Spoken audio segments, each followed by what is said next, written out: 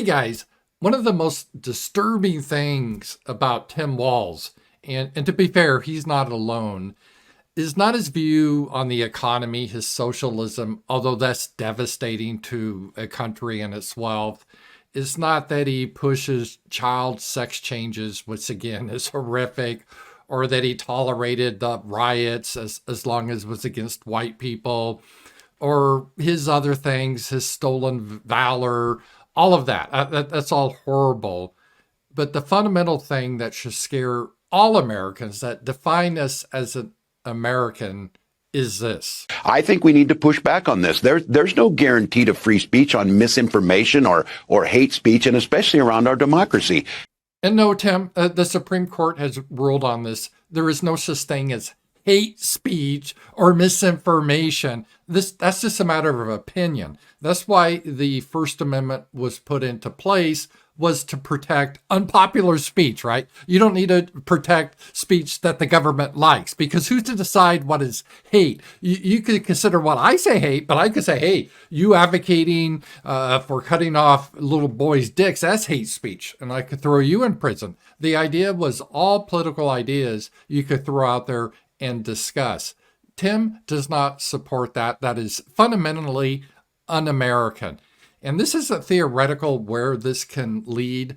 We used to have other countries in the world, even though they didn't have a First Amendment, but still were open to ideas and discussion. If you're going to have a democracy, you need to be able to have people discuss things. You may disagree with them, whatever.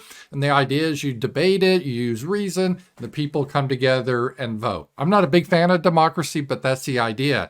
If you disallow the information, you really don't have a democracy, you have a tyranny. And we see that happening right now in Britain. Take a look at this clip. I'm joined by Matthew Thompson now to talk through this. So Matthew, the last point there is crucial, isn't it? Some people might be sharing simply to warn their friends, but it could be considered an offence because they're amplifying this. Absolutely, and that's the key message, is that however you think you're acting innocently on social media, whatever platform it is, you're just sharing something for whatever reason, that could potentially be a criminal offence. And look, it's not an idle threat either, because the Crown Prosecution Service were keen to point out that they've made a number of charges in relation to stirring up of racial hatred online, one of which this morning was for distributing a recording that could, intending to stir up racial hatred. And so they are actually already bringing charges in relation to this sort of thing. So it's a very, very clear message based in the harsh reality, if you like, that if you do this kind of thing, you are potentially committing a criminal offence. There he said it.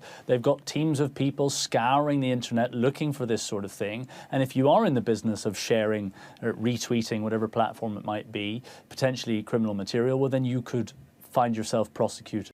So what they're saying there is basically they're targeting like X, formerly known as Twitter, that if you're a British citizen and let's say someone posts a video that's truthful of Muslims rioting in Britain or attacking native English people with sticks and knives, if you retweet that video, you will go to jail. Not the Muslims that did the attack. No, you will, because you're inciting hate. Even though the video is true, even though it happened, you're not allowed to share it with other people because the government has deemed, no, this goes against our narrative, so we're going to punish you. This is tyranny. If Tim Walz and Kamala Harris has their way, they would love to do this in the United States. There's no doubt about it. And yeah, there's a First Amendment, but they're going to be working to replace the Supreme Court judges with DEI hires that will be happily to eliminate your First Amendment, Second Amendment, I guess all of the Bill of Rights. At that point, we're no longer America. We're no longer free. So you got to decide, what are you going to do? Are you going to allow our country to end up in tyranny, or do we finally take a stand? It's a serious issue. And the question here is, why are they doing this? Does this sort of thing work? Well, in this case, there's an overall goal by certain groups is they want to eliminate all white countries. They don't want any majority white countries because of, Mr. Mustache Man. So they figure, hey, if we just flood these countries, all white countries, with third world immigration, we never have to worry about that. And they're doing that to the United States, Canada, Britain, France, everywhere they can. They would love to do that to Ukraine and Russia if they win there. That's their overall goal. So the problem that they're having, though, is information. When you get information, it can lead to ideas, and ideas can lead to action, which lead to a reality. I mean, this is common sense, but their idea is, hey, we need to stop the flow of information. For example, let's say you're a typical Brit. You've always been told that diversity is our strength. We all bleed red. We're all exactly the same. All that nonsense, right? And so you believe that because that's what the telly tells you. That's what you've been taught in school. Everyone, the pressure's on to believe that. But then all of a sudden you start to see things differently, not with your own eyes, but then it's confirmed because you see online, people are showing videos of riots, of crime, of violence, of loss of culture. And then you start to think real secretly in your head, even though you think, maybe this is a naughty thought, but is diversity really a strength? Is it? Because I see areas that don't have diversity. They seem pretty nice. Diverse areas seem like a shithole. But we've always been told it's a strength. And then you start to wonder, well, wait a minute, are people exactly the same? Or could people be different like other animals? Where we're not all exactly the same, the breeds. Even though we all bleed red, could there be differences? Just like between dog breeds, there's differences. Could there be differences among humans? And then you start to wonder, wait a minute, is replacing our people really a good thing?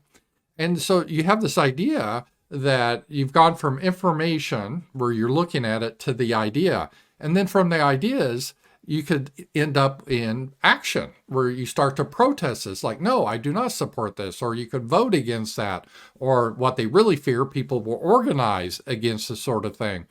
And then you start to have your new policy that you want to implement, which could be manifest in reality that, hey, we have our right to our homelands. And these idiots are trying to silence us and are trying to force this upon us. They're getting expelled. They're no longer welcome in our homelands. This is their great fear. This is their great fear. So they understand that information can lead to ideas and ideas can lead to actions. So their idea of the tyrants is if we can stop the flow of information, that will stop the ideas from forming, because if the ideas form, people could take action. So we're going to stop it. We're going to stop it. That's really their goal. The big question is, does it work? Well, temporarily, but based on all data, and this is a white pill, it's really hard to kill ideas and information because people can see it. The Soviet Union, North Korea, all these type of places tried it. Communism, everywhere. It was based on lies, and they went through the same issue. They couldn't expose to their citizens to reality. They had to censor all the news from the West. They were always worried about their citizens seeing other information because they were told communism is so much better than what the West had. And they couldn't allow people to see the truth, especially share the truth. And so they did everything they could to have a blackout and censorship, just like we're starting to see now in Britain concerning their political situation. But did it work? Well, eventually it fell apart. I mean, people eventually, they hated it still. Yeah, it kept them coward because you don't want to say anything. Like in Britain, you mean like, oh, I better not say anything because I don't want to go to prison. But still in your head, you're like, is this really good to replace my people? Is it really good to live in a police state? Wasn't it better to live with my people than be free? Who the hell these people are trying to force this upon us? You start to think that internally. And yeah, that you could be scared to do anything. But once that starts to crack, all of a sudden the tyrants could be in big trouble. Romania found that. Ceausescu, once everything cracked, he found himself on the wrong end of the gun. And the tyrants realize that. They're scared. They understand that could happen to them. So it can work for a bit, but it's very difficult to maintain. And even now with the technology, that's why they're trying to shut down social media. But it's sort of like whack-a-mole. They try to arrest someone, try to shut someone down, something else pops up. They just can't keep control over it.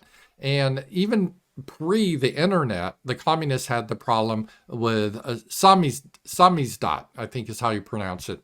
And that was the term for the guerrillas self-publishing, where you get information out with machines, copiers, and you pass out information.